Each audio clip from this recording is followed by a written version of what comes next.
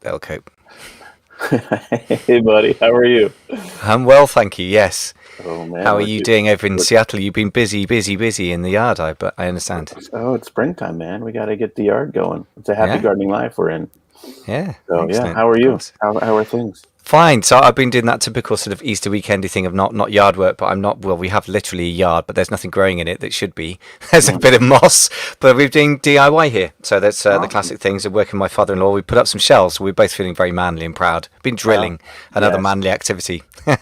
Drills are great for that. Drills are great for feeling like a real man. The thing is, it's so nice to do something tangible and physical. Or working in e-commerce business is a really intellectually interesting thing, and of course, it results in tangible things like products moving and money coming into your account. But it's so nice to do something physical for a change. Yeah. Well, great. Well, let's jump into today's episode here in a minute. For those of you who are just starting to join us, welcome. We're always excited to do these podcast sessions live. Yeah, it's and fun. broadcast them out to our various groups. So good morning, happy Easter to everyone. And we're going to jump into it today. Got a great topic. I love this topic, man. You know why? Because a lot of times people want to focus on finding new customers. Got to have more people, got to have more people, got to have more people. The truth is you don't have to have more people. You can increase your average order value and make more money from the same number of transactions. Yeah. And the e-commerce math is interesting. It's kind of like one of those algebra or pre-algebra formulas I slept through in high school. I didn't understand any of it. I get the basic idea that there's stuff that adds up to other things. That's as much as I could figure out about algebra. But I love the idea of boosting average order value because there's just so many benefits to your business. And I think that'll be a fun topic today. So not to pre-announce the topic too long and just jump right into it, but this is going to be a fun one, I think. Yeah, I think it's great. I guess it's like a lot of things in business where it's easier to focus on the more sort of stuff happening as opposed to the quality of the stuff. So I guess it's when you make a sale, it's easier to just obsess about a sale and ignore how big is it. Could we do something about that? Which I guess is kind of the answer, right? So it's all part of that sort of thing. Yeah. I never thought of it as an artisan, like a quality issue. Like I think of things that way. I think it is a quality issue. Yeah, it's crafting a business such that it's efficient and effective rather than just does a lot. Which is easily done, right? It's so easy to obsess about how many activities your business does, and I think quality, not quantity, is sometimes the focus that needs to be had, and quality and quantity even better. Even better. Okay, love it. All right, well, if you're just joining us, let's jump in together into this topic.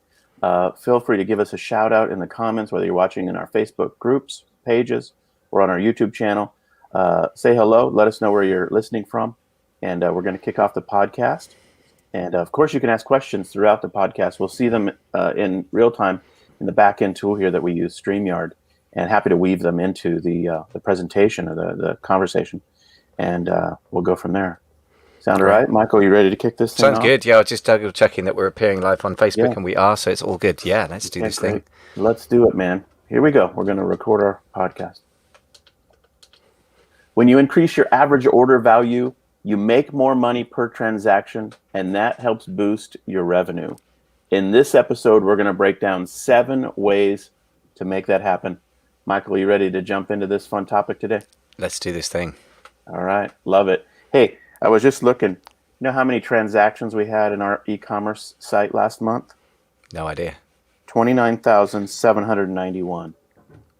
It's a lot of transactions. 29,000 transactions. And so as I'm thinking about ways to increase average order value, I'm thinking to myself, yes, even a small increase in average order value, 5%, 10%, 15% on 29,000 transactions. I mean, that adds up. And so everybody listening to this should go look, just to, not to distract you or bore you with your own numbers, but go look and see how many transactions you had last month. And then just think through, okay, what if each one of these 7 ways to increase your average order value gave you an incremental 5%, 10% lift? What would happen month over month? And so that's kind of the logic we want to bring to the party here today. And as we talk through these ideas, some of them will apply to you depending on what type of business you have, what marketplace you're on. But Michael's going to adapt them to Amazon, and I'm going to adapt them to Shopify, and we'll work through the list together. So let's dig into this. You ready? Absolutely, yeah. All right, let's go. So the first way you can increase your average order value is a lesson that I heard drilled into my mind from Russell Brunson, who is most people's go-to person when it's all things conversion and how to really optimize your sales. He is the founder of ClickFunnels, and he does split tests like crazy all the time. And one of the split tests he did over a long period of time was just the simple idea of asking your customers if they'd rather have a 2-pack than just the single. And the 2-pack can maybe be discounted by a couple bucks or something like that. But you simply put in the system a bundle of 2 of your items. Now that won't work in high fashion, or if it's some kind of one-off item that people want to own. But if it's a commodity type item or something that they'll buy repeatedly, offering them the chance to just double up, not just have the functionality that they could increase the number of units that they want to buy, but actually intentionally putting a 2-pack in front of them or making it the prominent offer is genius. And that'll absolutely result in increased average order value. In all of his split tests, he said that was the best performing offer, was just offer a 2-pack. What are your thoughts on that one? Yeah, it makes a lot of sense. I mean, one of those things which is kind of very obvious, but we got to actually do it. I mean, the two things. First of all, split testing is such a fundamental discipline. Yeah. But I remember one of my business coaches, Dan Bradbury, said, like, if you don't have a way of testing whether what you do works, you can't innovate. And if you don't innovate, you get overtaken by other people. Now, this is a very, very simple, basic idea. But even so, the split testing idea should be running through everything you do, like Brighton Rock, I think. And the technology has been out there for years now for split testing. That's the first thing. Second thing is, as an obvious thing, should you sell more value packs? I mean, and I think the profit per transaction is a good metric. You may make less profit per widget within a unit of 2, but if it increases your profit, then it's a no-brainer, really. Yeah. And obviously, it does increase your profit to sell more with fewer transactions, because you might not realize it at first, but then when you think about it, you're moving more product with fewer transactions. That means your cost to acquire customers, you need fewer customers. Yeah. So you don't have to spend marketing on finding a lot more customers. If you increase your average order value, you can get the same numbers or better numbers with fewer people. So it does actually impact your net profit. Big time. Implement this kind of idea. Yeah, it's such a great topic. I can't believe we haven't touched on it before, because it's so fundamental.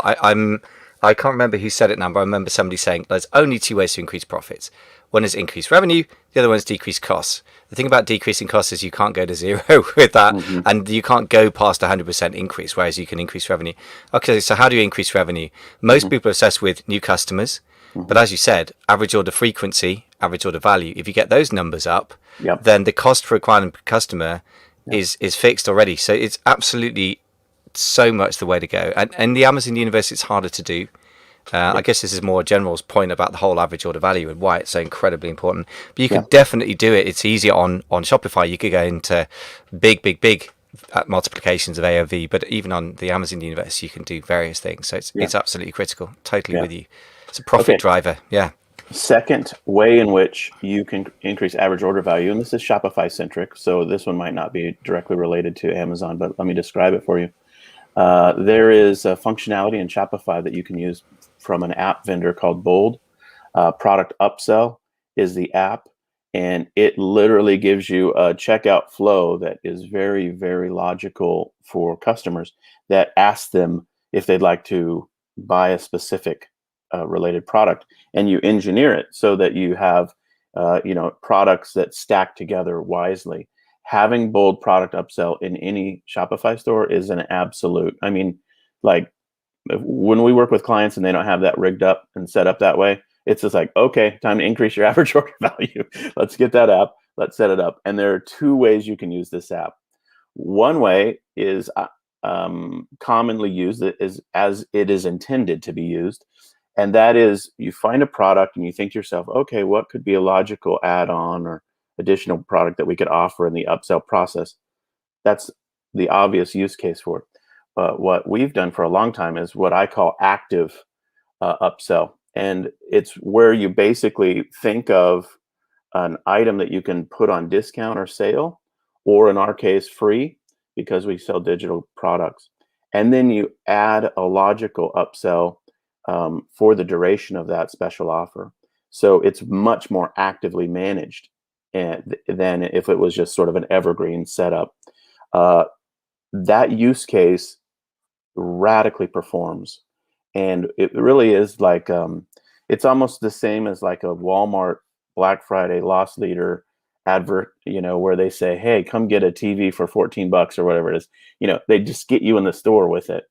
And then they know that you're going to buy a lot more stuff. And that same exact methodology you can use with this Bold product upsell app in an actively managed way. Really encourage any of our listeners who've never tried that before to think it through. Now, the critical piece there is, what is the logical upsell? And you want to think through things that are integrated product suites or things that really tie together very, very clearly. Like, if you buy this, you're going to need this, type product stacking. And that implementation is absolutely going to increase your average order value all day long. Totally makes sense. And sorry, what doesn't totally make sense is my ability to unmute myself. Sorry, Jai, I have to edit that up. It absolutely makes sense to do that. And the thing is, I think one thing you just touched on, which I think is important, is to make sure that the products you're trying to upsell or cross-sell are really complementary to the original product. That doesn't feel like the original one wasn't good enough, rather that you make them feel really good about that purchase, and this is going to enhance it or do another job. So that's just one of those things where you have to think it through and be careful with the messaging, I think. With Amazon sellers, I mean, the first thing is it's hard to do this. So for that reason, amongst others, you should be starting your own direct-to-consumer site. If not, and go and talk to Jason about getting a Shopify site set up. But even if you are on Amazon 100% as your sales channel, one of the reasons you need to get people off Amazon as a sort of lead nurture is really you can do an awful lot. If you get people onto Klaviyo or another email list or a chatbot, then you can start the process of upsell, cross-sell, etc. And so it's really, really important to not just give up just because your sales channel is Amazon and assume that you can't do this. It's harder, but you can basically have inserts that drive people to sign up to an email list in response for a discount. That's the simplest way of doing it, or a chatbot flow, or both. And then once they're in there, then you can really make sure you're mindful about capturing the information of what products they bought and segment your list that way. And then you can upsell, cross-sell all day long via email, even if the sales channel is Amazon, and that does work. It's just harder to do. Yeah. Great. So that's the first two ways. What's the third way to increase that precious AOV number? Well, I should have clarified. I just mentioned the third way. So Bold product upsell gives you the passive evergreen strategy. And then the active management of it is my third way. So those are the first three. Got you. And I think I do like to distinguish between that evergreen passive setup of Bold product upsell versus the active short-term campaigning strategy. It's the same tool, but a different tactic. And so there you go. So that's the third method. Yeah. Great stuff. So on to the fourth method then. What do we do there?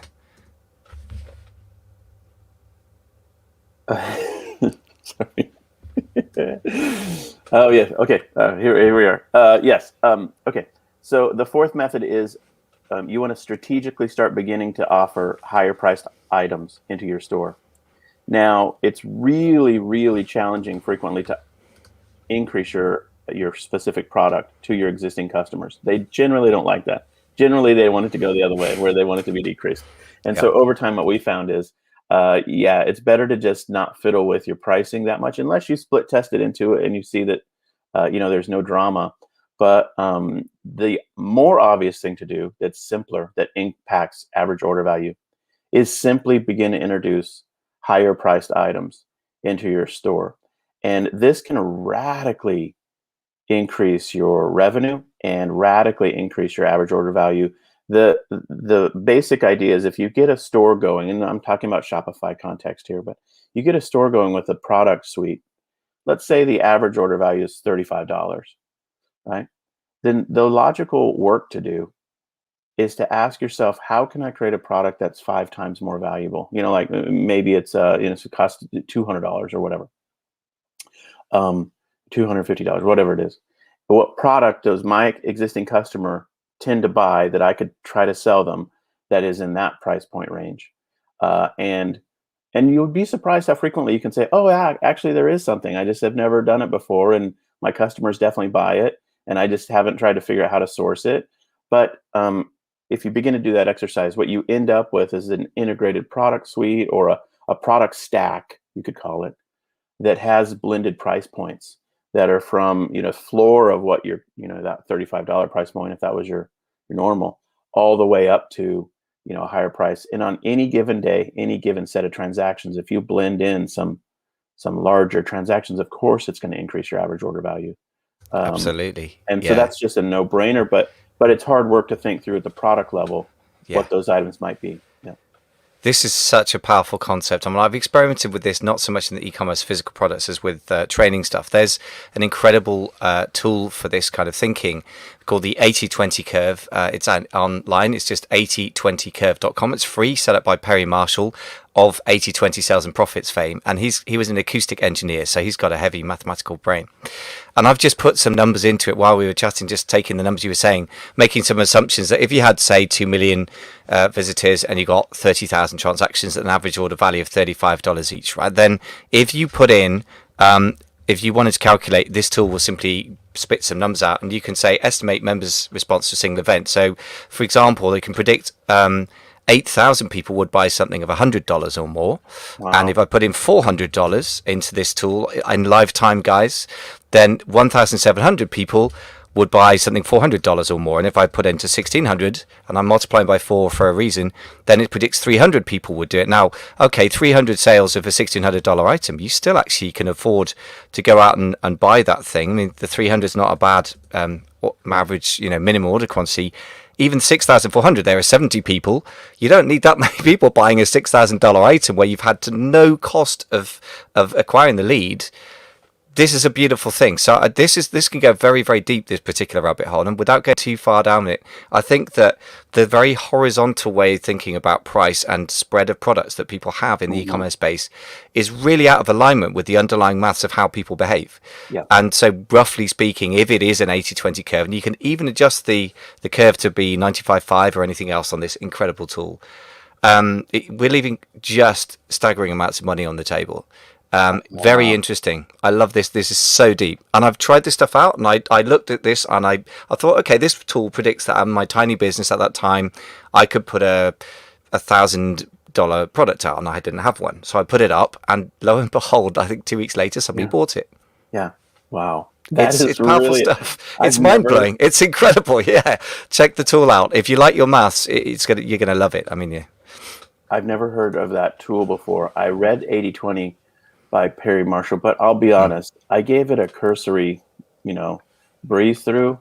I don't know why, but my brain just doesn't work when, I don't know. I need to dig back into that. But that 8020curve.com tool that you just mentioned is genius. It is. I think it proves the point mathematically of what I've found intuitively, which is,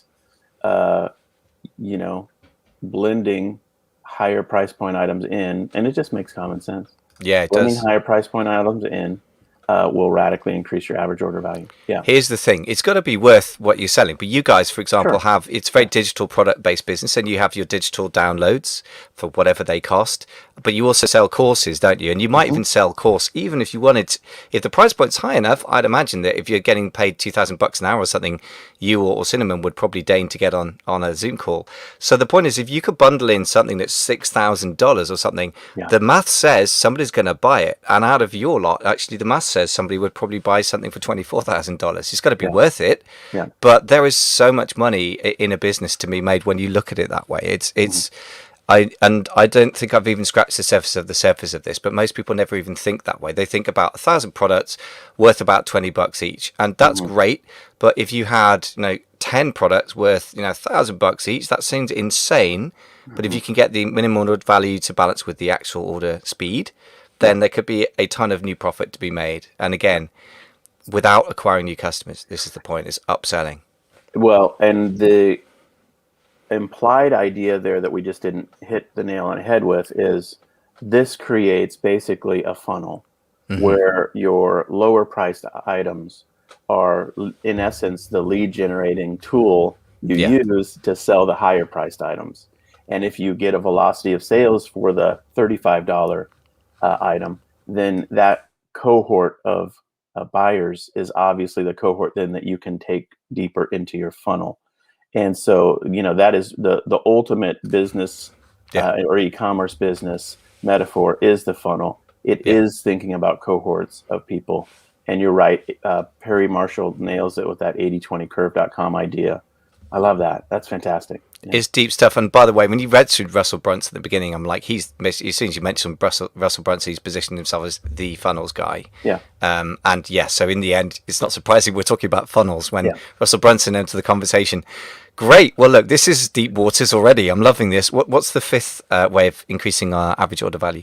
Yeah, the fifth way is basically for Shopify sellers, it's a knockoff of how Amazon does things, which many Shopify functionality pieces are basically derived from things that they see Amazon doing. And so this fifth idea is to add in your Shopify site a customers also bought or a recommended. Now bought it's not a sorry, customers also purchased these items. And it's a reference to a set of items at the bottom of every product page. And when you set that up, you give people the opportunity to see related items. Now, Amazon's been doing this for a long, long time, and you don't have any control over it, as I understand it. In Amazon, as a seller, they recommend things that aren't your products.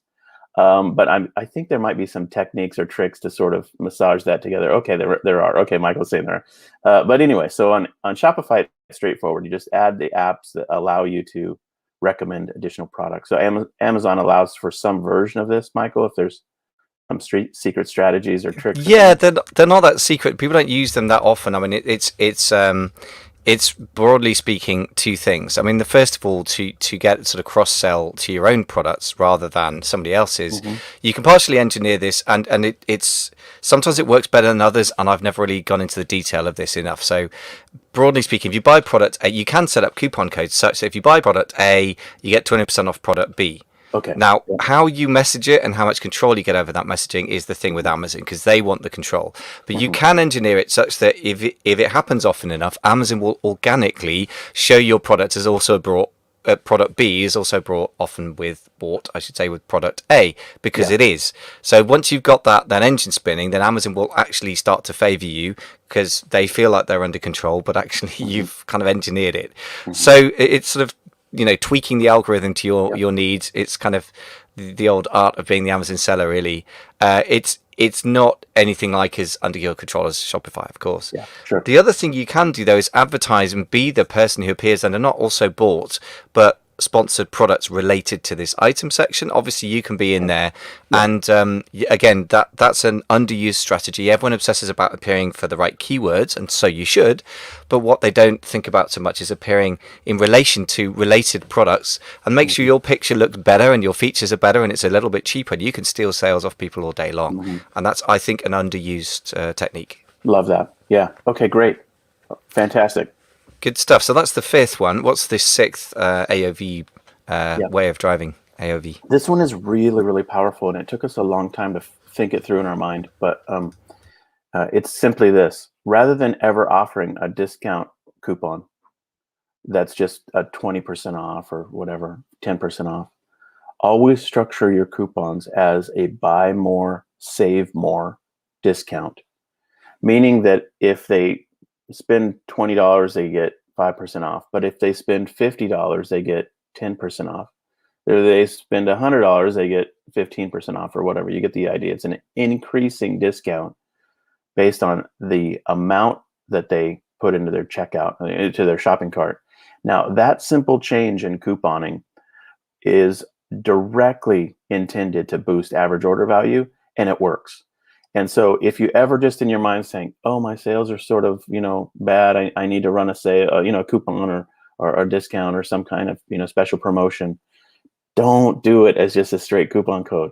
Always do it as a buy more, save more coupon. It works so much better to increase your average order value. Absolutely. Now, this is something that very much can be done very straightforwardly in the Amazon universe. You can set up tiered coupons. And again, I don't hear about a lot of people doing it. It really does depend on the kind of product you've got, how powerful it can be. More by luck than judgment, because my brain is sort of wired to think in terms of orchestras and choirs, because I was a conductor and still do that as a hobby sometimes. And I was selling things like stand lights, which entire choirs and orchestras could buy. And I set up tiers such that if you got 25% off for buying 50, I would literally sell 50 at a time sometimes. So you've got to look at your numbers and make sure there's a profit margin in there. Sometimes if you need to just sell through your stock because you're running out of cash, if you can do a violently large discount, you can shift a lot of units per transaction, which means that instead of waiting for weeks and weeks to sell through a poorly chosen product and get your cash back out of the system, you can liquidate in the matter of a few days. So it's a powerful lever to have available. So you just need to be clear. If you're trying to make a profit, obviously, set your tiers such you make a profit, easily overlooked. But nevertheless, very straightforward, very powerful. Yeah, and I should have said at the beginning, if you're going to do a discount, and on occasion, if you want to do a discount, do it as a buy more, save more. You're right. I mean, this is not the ideal. The ideal is to sell at full price. But nonetheless, if you're going to go down that road, go down it as wisely as possible. Yeah. Absolutely. Yeah, it's a more primitive sort of approach than setting up a whole funnel, and therefore it works very well on Amazon. The more sophisticated stuff is harder to do off Amazon and Shopify, and your own direct to consumer site is really geared to that, I guess. But to be used mindfully. But yeah, it's powerful. I would just say it's a powerful way of getting revenue. It may not be a way of getting profits if you set those tiers wrong. Ask me how I know. So the seventh, I've done it both ways, and profit is better, trust me. There's the seventh and final way of increasing average order value. The seventh way is the most obvious, straightforward way. I kind of saved it for the last, and that is test your way into simply raising your prices. And, as I said, kind of when we were talking about, point number 4 about the blended AOV, if you can raise your floor, average price incrementally by, 5% a year, 10% a year, whatever it is, then you certainly should do that. Over time, it adds up. And, the question is, will your customers leave for an alternate product? And if they don't leave for an alternate product, then you have pricing power. And if you have pricing power, then the question is, how do you use that pricing power? How aggressively do you use it? And you can incrementally, kind of test your way forward. And in Shopify, you kind of just have to know what you're doing and think about it. You can do, split tests, but it's more about customer reaction over time than it is kind of at the moment of checkout. I think I guess what I'm trying to say is you'll learn from your tribe whether they're resistant to price increases by anecdotes, comments, feedback, and by their behavior over time, which is different than just a straight A/B test, where you have a real limited duration to understand what the consumer behavior is. But nonetheless, you should think through, how does this impact my business? Can I do this? What's the competition space look like? And is there an opportunity for me to have pricing power?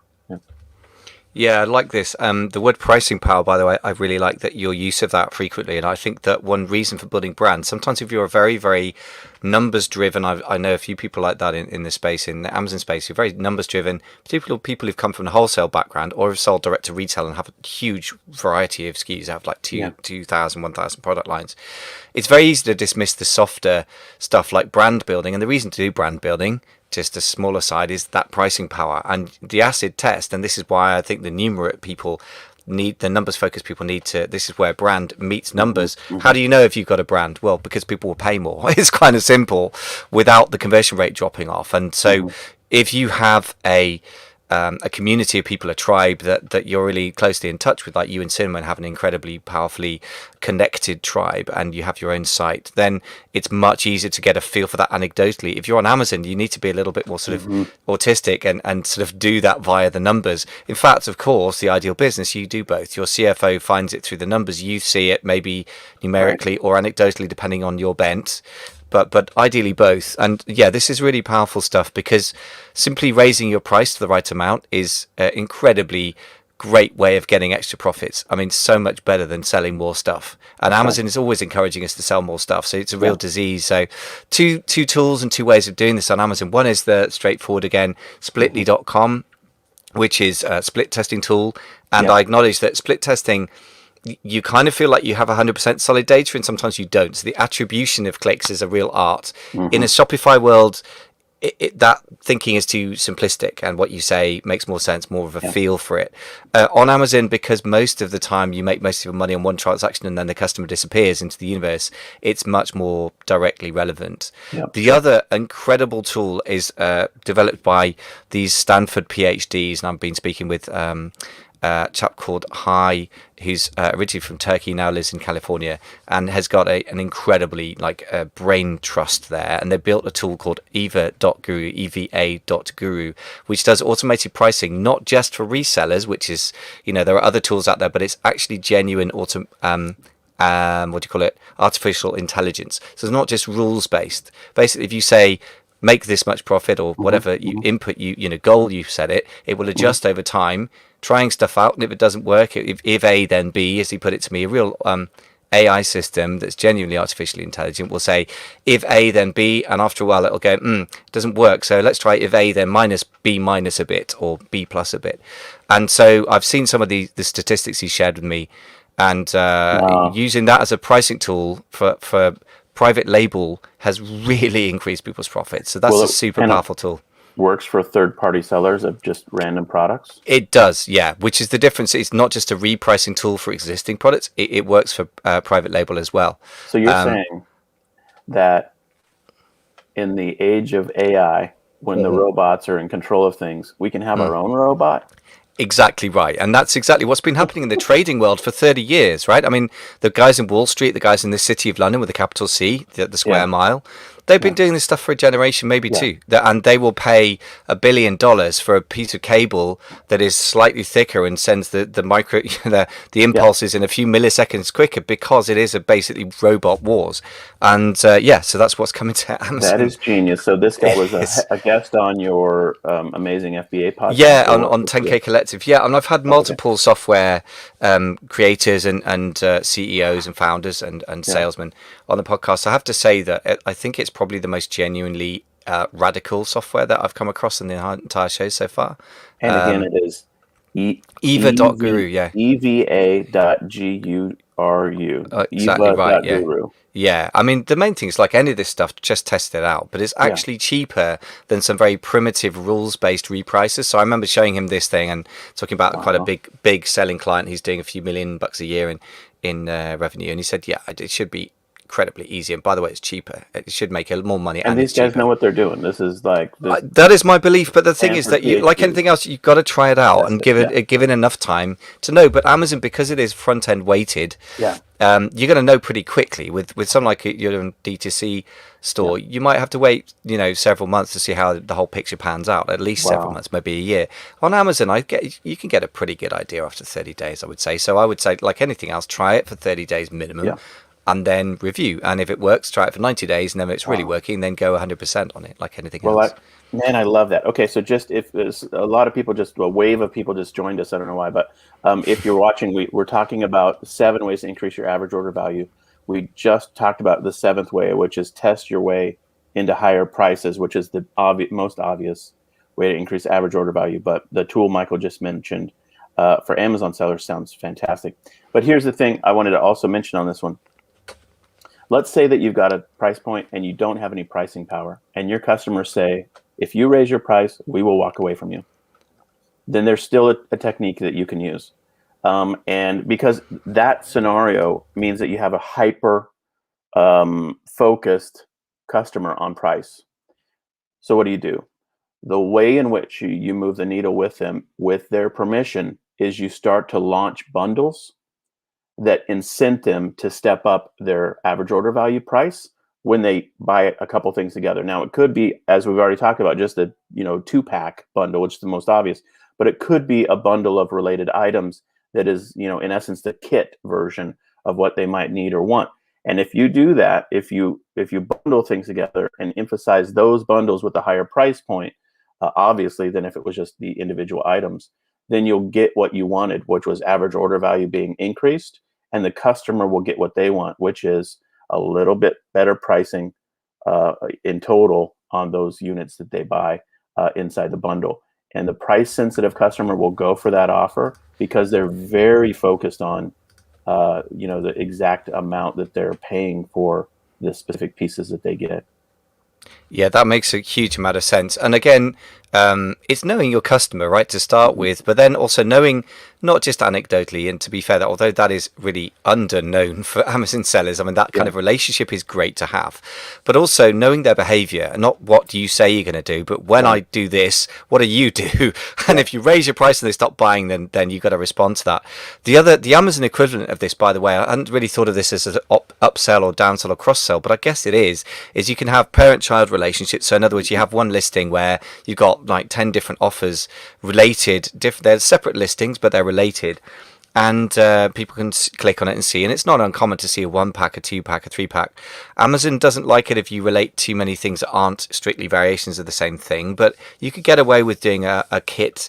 For example, you might sell a 1-pack of candles, 2-pack of candles, and then a candle making kit or something, and then a sort of super deluxe version. And that's a way, it doesn't so much increase the average order value by people adding one after another. So they're not upsells and downsells, they're alternatives to each other. Right. But the value shopper will still go, I could get 1 candle for $5, but I could get 2 candles for $9. Or I could get this kit, and that's actually only $14, and actually I could make 10 candles. Well, so that kind of thinking. Right. Again, it pushes up the average order value. So it's a different way of doing it, but the average order value is still higher at the end of it. Absolutely right. Okay, so that is 7 ways to increase your average order value. And really, really encourage you to just literally make a framework. We should make this for everyone, but a template. Like, have you implemented this, method number 1? Have you implemented method number 2? Have you implemented method number 3? What was the outcome? When did you do it? When did you start it? When did you, look back to see the impact, so that everybody listening could say to themselves, hey, I implemented 7 ways to increase my average order value in an over 3-month period. I did it by 42% or whatever. I really think this is just so, so cut and paste almost in a way. Just try these things and test to see what happens. And even if you get a 10% boost overall, that would still be 10% more impact on your bottom line. And also, I think that it's really important to be clear-minded about the maths of this, because if you're selling physical products with hard costs and you're on Amazon or somewhere, or even D2C site where you have expensive fulfillment, it could be that your profit margin on something, if let's say you sell, your average order value is $35. $35 exactly, and you've got a cost to acquire the customer. That on a Shopify universe could be huge. Could be 50, right? If you can get your average order value to 50, then you're actually gone from losing $15 a sale to breaking even. I mean, that's pretty profound. But on Amazon, if you're paying for traffic, it can make the difference. If you're selling, if your average order value is 20, and to get them to the listing costs you a certain amount, and you're making maybe $3 profit, if you increase your average order value to 23, that is not a 3%. It's not a small percentage increase in your profit. It's doubled your profit, and you can so easily miss that. Very basic maths. It's like, because everyone's so revenue centered. Like, this is really huge when it comes to profit. And I know you're very profit centered, and what else is sane? It's such a sane thing to be. But you could totally miss that. Like, okay, revenue. Okay, profit equals income minus expenses. Okay, so if I increase the revenue, the income, so it's like, a 20% margin. If I increase the revenue this percent, oh my goodness, I've doubled my profit. So it's so 100% worth doing, and you're absolutely bang on with this. Is a list of things that could transform your business. As they say, is. Big doors swing on little hinges, or little locks unlock big doors. Either way, either metaphor you like. It is the case that each one of these things will give you that incremental boost. And you're right. to impact your net profit, it could be a radical difference. But the difference between survival and failure. Yeah. And so there you go. Well, I hope you've enjoyed this conversation. I know I have. It's always good to review these kind of obvious and yet little done Yes. efforts. And we all are Yes. in that situation where we've got these lists of amazing things we can do that we should do, but we sometimes neglect the most obvious. And so there you are. I'd love it. For those who've just joined us, perhaps you could just run through the 7 ways to increase your AOV as well as a nice sort of packaging up. Yeah, let me recap it. So 7 ways to increase your average order value. The first way is simply offer a 2-pack instead of just the single item. Russell Brunson has proven amazingly well. And so that's a simple way to increase your average order value. The second way is in Shopify, use a tool called Bold Product Upsells and build in a related product being upsold in the checkout process. It's simple to set up and it's evergreen so that can be inside your store on all of your products. Third way is to use that same tool, Bold Product Upsell, but do it in an actively managed situation where you lower the price of one product as a sale, but you build an upsell on top of it. And in that way, you've created a little sales funnel where you really boost short-term transaction values. And you kind of actively manage those a few times a year, or a few times of, whatever frequency of time you want to do. The fourth way to increase average order value is begin introducing higher priced items into your catalog. Look to see what your customers buy at, 2, 3, 4, 5 times your price point, and see if you can't offer those same items to your customer in your store. And surprisingly, sometimes that works, and it increases your average order value radically when you have higher price point items. Fifth way is to add a customers also bought or recommendation tool on your product pages. Amazon does this, kind of in their system, which we talked about how you can, tweak that algorithm. But in Shopify, you can rig it up directly yourself with apps. The sixth way is offer a buy more, save more discount coupon strategy. If you're going to do couponing or special sales, never do a flat rate 20% off coupon strategy. The seventh way is test your way into just simply raising your prices and see if you have pricing power, how much pricing power you have, and where you can take your average price point. And in that way, all 7 ways, you can radically increase your average order value and therefore your revenue and profits. Absolutely. Yeah, I love this. This is such good, as you say, the kind of reminder of this so-called obvious, but have you done it? And this sort of framework really helps you to just go back and just, treat it as a strategic framework and just implement this stuff over 3 months, 6 months, 12 months, and just watch the money roll into your account, because this is not hard to do. A lot of this stuff, it's just being mindful about it. I really think this is great value you've just provided the e-commerce world there. So talking of the e-commerce world and what you bring to it, I know that your e-commerce powerbook's still out there and selling well. Tell us more about how the sales going. I haven't really sort of checked in with you on that. It's exciting. We get new reviews in frequently. We got another set of reviews that came in, so the book is starting to really do well. We also have the Audible edition that will be on Amazon in the next week or so. So by the time you hear this episode, go to check to see if there's an Audible edition, and it's read by a really talented voice actor.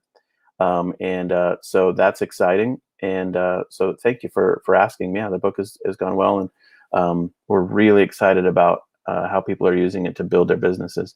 I think the reviews that have come in that I'm most honored by are the reviews that start by saying, I've sold online for 7 years, or I've sold online for years, and yet I learned a lot from this book. It's really designed for people who know what they're doing, and I think there's a huge amount of value for those types of people, even though it sounds like sort of newbie centric. I think the veteran sellers get a ton out of it as well.